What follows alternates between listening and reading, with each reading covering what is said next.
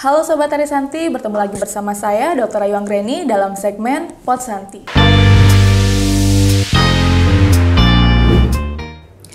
Hari ini kita akan bahas mengenai topik yang sangat menarik, yaitu mengenai imunisasi pada anak. Saya yakin banyak dari kita, misalnya yang masih muda, atau ibu-ibu baru, atau calon ibu-ibu, masih banyak yang belum tahu mengenai imunisasi apa sih yang wajib untuk anak. Sobat Arisanti pasti penasaran kan, apa sih itu imunisasi, kenapa imunisasi itu penting? Dan juga apa saja jenis-jenis imunisasi yang wajib untuk anak, serta sekarang ini banyak sekali yang terlambat untuk imunisasi anaknya. Apa yang harus dilakukan ketika imunisasi itu terlambat diberikan? Hari ini saya mengundang narasumber yang sangat ahli di bidangnya, yaitu Dr. Putu Triase, spesialis anak. Selamat siang, Dr. Putu. Selamat siang, Dr. Ayu. Oke, terima kasih ya Dok, udah meluangkan waktunya Dok, di tengah-tengah kesibukan dokter nih Dok, untuk datang dalam Pot Santi kita kali ini, untuk membahas imunisasi tentang anak ya Dok ya. Sama-sama. Ya, nah tanpa berlama-lama lagi ya Dok ya, kita langsung saja ke topik pembahasan ya Dok. Mungkin untuk membuka, dokter bisa jelaskan Dok, apa sih itu imunisasi dokter? Silakan. Ya, terima kasih atas waktunya. Om Swastiastu, selamat siang. Nah, pada kesempatan ini kita berbincang-bincang masalah imunisasi. Jadi di dalam penyakit anak, kita tidak selalu hanya membicarakan penyakit saja. Jadi anak yang sakit diobati, anak yang sehat juga dibuat supaya tidak sakit. Imunisasi salah satu cara untuk mencegah supaya anak sehat tetap sehat. Apakah imunisasi itu? Nah, itu imunisasi ada kata imun dan ada kata sasi. Imunitas itu artinya kekebalan, sedangkan sasi itu adalah proses membuat kekebalan di dalam tubuh si bayi. Nah, jadi proses ini bisa berlanjut secara alamiah, bisa juga dilakukan secara buatan. Jadi kalau secara alamiah artinya anak yang terkena infeksi setelah dia sembuh itu kekebalannya pasti muncul, cuma jangka waktunya pendek. Kalau secara alamiah yang lain, transfer imunitas dari ibu ke bayi itu biasanya saat bayi mesti mendapatkan ASI. Jadi proses membuat kekebalan tubuh untuk anak atau bayi itu ya Dok ya, bisa alamiah ataupun bisa buatan. Ya, betul. Ya, itu dia imunisasi ya, Sobat Arisanti. Kemudian bagaimana sih Dok kerja imunisasi itu sendiri? Ya, yang buatan itulah yang disebut dengan imunisasi secara aktif. Sedangkan yang tadi yaitu imunisasi secara pasif. Yang aktif ini bisa imunoglobulin atau kekebalan yang disuntikkan. Itu contohnya pada orang tergigit ular. Sedangkan yang aktif itu bahan dimasukkan. Nah, sering kita mendengar nanti ada istilah imunisasi dan istilah vaksinasi. Apakah ini sama? Gitu. Sebenarnya vaksinasi adalah memasukkan vaksin ke dalam tubuh anak supaya memunculkan kekebalan di dalam tubuh anak. Nah, apa bahannya vaksin itu sebenarnya? Jadi imunisasi adalah membuat kekebalan dengan cara memasukkan vaksin ke dalam tubuh anak, baik bahannya dari virus maupun bahannya dari bakteri. Oke, jadi itu dia cara kerja imunisasi ya, dengan memasukkan vaksin ya Dok ya ke dalam tubuh anak. Kemudian untuk jenis-jenis imunisasi Dok yang perlu diberikan kepada anak, yang wajib Dok, kira-kira apa aja? Imunisasi itu ada yang diprogram oleh pemerintah, ada yang dipilih oleh pemerintah. Nah, imunisasi yang diprogram itu ada imunisasi dasar, ada imunisasi tambahan, dan ada imunisasi khusus. Kalau yang rutin itu, nah itu sejak bayi baru lahir, itu sudah imunisasi sudah didapatkan. Biasanya yang paling pertama kali adalah hepatitis B. Hepatitis B, itu ketika bayi baru lahir sudah. Kemudian ada BCG berikutnya, kemudian ada polio, dan sesuai dengan jadwal-jadwal berikutnya itu. Jadi jenisnya ada hepatitis B, kemudian ada polio, BCG. Kira-kira yang lain ada lagi? Gitu? Yang lainnya itu setelah 2 bulan, nah itu ada DPT, yang terdiri dari difteri, pertussis, tetanus, dan ada HIV, Haemophilus influenza B. Nah, itu juga, polio juga diulang lagi. Nah, itu pun diulang sebanyak 3 kali. Polionya 3 kali ya? Polio 4 kali jadinya, yang 0, yang 1, 2, 3, dan 4 kali. Sedangkan DPT 3 kali. DPT-nya 3 kali ya Dok ya. Jadi untuk tambahannya itu ada polio, kemudian DPT, HIB dan HB Dok ya. Ya. Oke, untuk jadwal-jadwal vaksinasinya seperti apa nanti Dok untuk yang dasar nih Dok? Nah, jadwalnya ini yang terbaru itu ada jadwal dari Menteri Kesehatan, ada juga jadwal dari IDAI. Tapi pada intinya semua jadwal ini ada yang simpel, ada yang sedikit lebih rumit. Itu pada intinya sama tujuannya. Tetapi pada imunisasi dasar, nah, dulu ada perbedaan antara IDAI sama Depkes, sekarang disamakan. Jadi umur 2 bulan, 3 bulan, 4 bulan itu setelah tadi apa? HB-nya. Ya dapat DPT 1 2 bulan, DPT 2 3 bulan, DPT 4 setelah 4 bulan. DPT 3-nya. Jadi sekarang istilah DPT pun diubah menjadi pentavalen. Ya, pentavalen. Yang terakhir, pentavalen itu artinya terdiri dari 5 vaksin. Ada DPT, difteri, pertussis, tetanus, hepatitis B, sama HIB. Oke, jadi itu istilahnya pentavalen ya, DPT, HIB, dan HB ya. Ya. Oke. Kemudian untuk yang dasar sendiri sampai usia berapa Dok diberikan?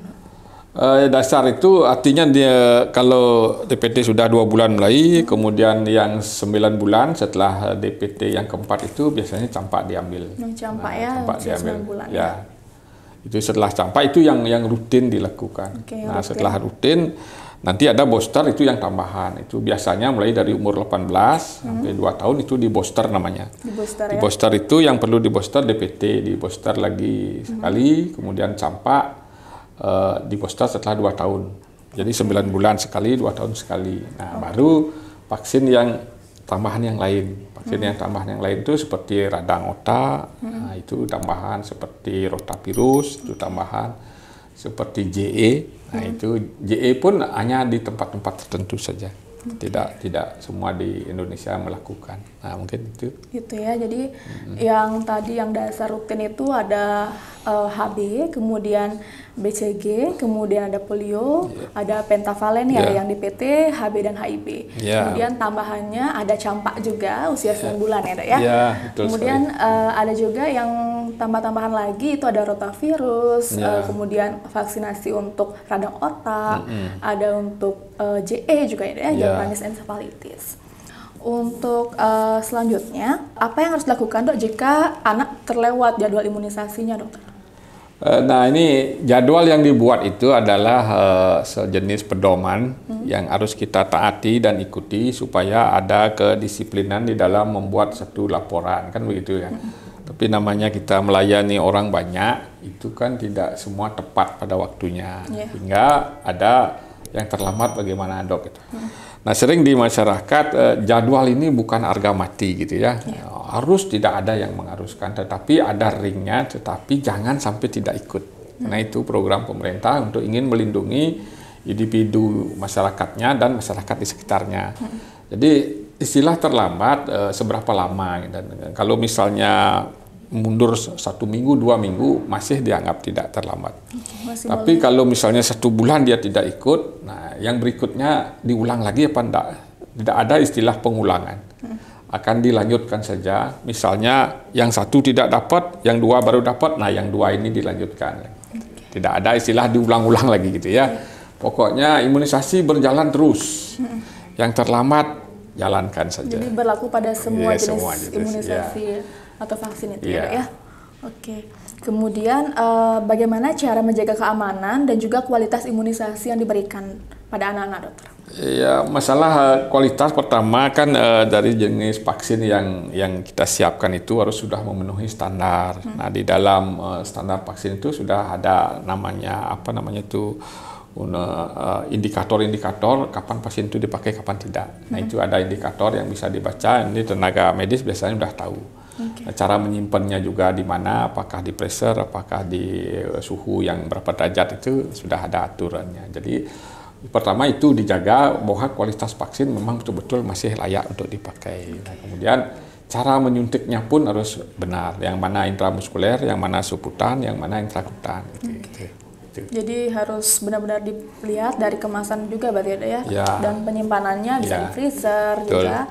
untuk penyuntikannya juga beda-beda ya, Dok? Iya, beda. Vaksin juga ya, Iya. apakah dia itu di intramuskular, Iya. subkutan atau intrakutan? Ada patokan yang dipakai untuk menyuntik itu sehingga maaf ini ada istilah BHCD gitu. Kenapa ini? Ya, BH itu jadi yang mana di BCG di kanan, yang di paha di kanan, dan lengan di kiri dan paha di kiri gitu. Nah, itu ada istilah istilahnya. hafalan Iya, itu ya. ya, hafalan. Iya, Jadi iya. B-nya termasuk BCG yang di kanan, nah, kemudian DPT pentavalen yang di paha kanan, sedangkan campak di kiri, kemudian yang DPT di apa namanya, di sebelah kiri paha. Oh gitu. iya, iya. BHCD ya istilahnya. Iya. Jadi unik ya untuk menghafalkan. Nanti kalau misalkan Sobat Arisanti mungkin yang maksudnya ibu-ibu yang punya anak gitu, nanti bisa tanya, ini vaksinnya apa? Ini boleh disesuaikan udah benar belum tenaga medisnya nyuntik nanti juga ya, Dok ya? Untuk menambah pengetahuan kita juga. Oke, kemudian apakah vaksinasi ini atau imunisasi ini memiliki efek samping, Dok? Mungkin KIPI ya? Kejadian kejadian? Ya, namanya kita mau masukkan benda asing. Vaksin itu kan bahannya bisa virus, bisa bakteri, baik yang hidup maupun yang dilemahkan. Nah, setiap sesuatu harus ikuti aturan. Nah, tapi kan yang namanya efek samping itu kejadian yang kita tidak inginkan bisa terjadi. Misalnya contohnya terjadi demam pada saat setelah divaksin. Tapi kan tidak semua vaksin bisa demam. Ada vaksin-vaksin tertentu mungkin setelah divaksin anaknya sedikit rewel, meriang. Itu sebenarnya bukan efek samping sebenarnya. Jadi reaksi daripada vaksin itu sendiri. Reaksi dari vaksin itu ya. Kalau yang disebut efek samping misalnya terjadi reaksi ketidakcocokan vaksin. Nah itu kalau begitu ya kita tangani. Dan vaksin untuk berikutnya bisa kita tidak lakukan. Misalnya seperti apa, Dok, untuk ini? Yang sering menimbulkan panas, yang sering masyarakat panik itu kan DPT, sehingga ada DPT yang panas dan tidak panas. Itu hanya beda bahannya saja. Yang tidak panas itu memang murni bahan vaksinnya diambil dari kulit kumannya itu. Yang panas itu utuh diambil sampai ke inti kumannya itu. Nah, karena inti kuman inilah yang direaksi oleh tubuh menjadi respon panas. Nah, sehingga sering juga begini, kalau panas bagus, kalau nggak panas nggak bagus, nggak ada hubungannya ke sana gitu ya. Sering sekali, Dok, saya dengar, supaya tidak dikonotasikan, Dok, beri vaksin biar anak saya panas, supaya nggak begitu. Iya. Jadi nggak semua ya, Dok, ya, tergantung respon imun dari si anak juga ya, Dok ya. Bagaimana dia menanggapi benda asing yang dimasukkan itu. Iya. Kemudian kalau misalnya anak mengalami reaksi alergi atau efek samping setelah imunisasi, apa saja yang bisa dilakukan, Dokter? Ya kalau cuma demam ya memberikan obat demam, istirahat, minum lebih banyak. Itu aja. Kalau memang reaksi alerginya yang cukup serius ya harus dirawat. Nah, jadi reaksinya apa gawat apa tidak. Kalau yang gawat ya kita opnamokan. Itu ditanggung oleh pemerintah kalau akibat KIPI yang terjadi. Kalau yang ringan ya di rumah untuk mengantisipasi obat-obat biasa aja. Iya, misalnya demam, kasih obat demam, itu kompres juga bisa ya, Dok ya? Oke. Kemudian bagaimana cara mempersiapkan anak untuk menerima imunisasi, Dokter? Sebenarnya imunisasi dikerjakan saat anak dalam kondisi sehat. Itu satu. Kedua, anak tidak menderita penyakit-penyakit yang menurunkan kekebalannya itu. Kemudian tidak dalam kondisi sakit. Nah, itu karena apa? Karena anak yang sehat kita mengharapkan respon imun yang terjadi itu cukup bagus. Misalnya kalau anak mengalami gizi buruk ya janganlah diimunisasi. Jadi sama juga seperti orang dewasa ya, Dok ya. Zaman COVID kalau udah sakit nggak usah dikasih. Jadi anak-anak juga sama. Kalau anaknya sakit itu sebaiknya ditunda ya, Dok ya, vaksinnya. Oke. Kemudian apa yang sebaiknya dilakukan setelah anak menerima imunisasi, Dok? Temperamen anak kan memang agak sedikit rewel. Nah itu tidak sih melakukan hal-hal yang khusus, tinggal merawat anak, memberi minum yang bagus, memberi asupan nutrisi yang bagus. Nah kalau panas ya memberi obat panas, itu paling-paling berlangsung 1-2 hari nanti hilang sendiri gitu ya. Sebentar juga. Ya, nggak usah dicemaskan sebenarnya. Jangan nanti anak tidak jadi diimunisasi gara-gara panas akan dipikirkan gitu kan. Dampaknya lebih jelek. Lebih khawatir juga ya, sebaiknya dikasih karena kan lebih membantu imunitas juga nantinya. demam itu hanya sehari 2 hari. Tapi kalau vaksin tidak dilakukan, kalau dia kena penyakit kan nanti dia menderita lebih lama. Contohnya misalnya begini, seandainya kita tidak beri vaksin polio, anaknya kena polio, kan lumpuhnya lama. Nah kalau panas 1 hari 2 hari kan sudah selesai. Kenapa topik panasnya ditonjolkan? Itu supaya di mana lebih kita lebih diutamakan ya. Kemudian apakah anak-anak dengan sistem kekebalan lemah perlu menerima imunisasi dan apa yang harus diperhatikan? Nah seperti tadi itu termasuk yang tidak boleh. Salah satunya adalah yang menderita imunodefisiensi, mungkin bahasa medisnya itu misalnya menderita HIV segala macam. Nah itu ya vaksin-vaksin yang hidup, contohnya BCG, campak, itu hati-hati memberikan. Nah, antara keuntungan vaksin dengan risikonya itu. Jadi itu dilakukan perlakuan khusus. Nah itu kan hal-hal yang khusus ya ke rumah sakit lah. Tidak di ya, dulu ya, yang umum di puskesmas, di tempat praktek yang normal-normal. Untuk tadi dokter bilang vaksin hidup seperti BCG, campak gitu ya dok ya. Kira-kira apa saya dok jenis vaksin hidup dokter Ampuro? Nah jadi bahan vaksin itu ada bakteri, ada virus gitu istilahnya. Bakteri ada yang hidup, ada yang mati. Bakteri yang hidup salah satu BCG. Jadi dia hanya dilemahkan, tapi kalau disuntik tidak menimbulkan penyakit. Nah, dia hanya dilemahkan. Kalau virus yang hidup itu campak. Nah, jadi biasanya yang hidup ini penyuntikannya tidak boleh dalam. Nah, pasti penyuntikannya kalau BCG di intrakutan. Kalau campak di subkutan. Tapi yang mati semua intramuskuler, lebih dalam dia. Nah, itu dari cara nyuntiknya tahu bahwa ini hidup, ini mati gitu ya. Iya. Jadi gitu ya. Itu membedakan kalau misalkan vaksinnya itu hidup atau tidak ya di pasien yang dilemahkan ya. Cara nyuntiknya juga beda. Kemudian bagaimana orang tua dapat berperan dalam memastikan anak-anak mereka mendapatkan imunisasi yang diperlukan, dok? Jadi orang tua tuh perannya seperti apa? Nah orang tua kan sebagai orang tua ya pertama melindungi kesehatan anak itu wajib dilakukan. Nah, satu mungkin memberi asupan nutrisi yang bagus, merawat anak di rumah yang baik. Nah, salah satu menghindari dari penyakit. Itu tugas orang tua supaya jangan memberi alasan anak saya tidak mau divaksin, alasannya seperti takut panas itu nanti tidak pas itu. Jadi vaksin ini adalah program pemerintah yang rutin itu. Nah, itu setiap anak wajib mendapatkan. Sedangkan yang tambahan itu yang dipilih juga seperti contohnya vaksin khusus untuk COVID itu keadaan-keadaan tertentu saja. Itu pun pemerintah yang menentukan. Nanti sehingga tugas vaksin, tujuan vaksin adalah melindungi anak sebelum dia sakit. Karena mencegah lebih bagus daripada mengobati gitu ya. Ini peran orang tua harus tetap bagus menjaga kesehatan anaknya ya, biar sebelum divaksin tetap sehat juga, tidak sakit gitu ya dok ya. Betul. Kemudian Niki pertanyaan yang terakhir dokter, apa yang harus dilakukan jika anak-anak memiliki kekhawatiran atau ketakutan terhadap imunisasi dok? Anaknya yang khawatir apa orang tuanya khawatir? Nah itu biasanya anak sih tidak khawatir, yang khawatir itu orang tua. Anak paling menangis begitu ya. Jadi apa yang perlu dilakukan? Orang tua itu pertama cari informasi yang baik. Apakah ke dokter menanyakan lebih detail sebelum imunisasi itu dilakukan gitulah.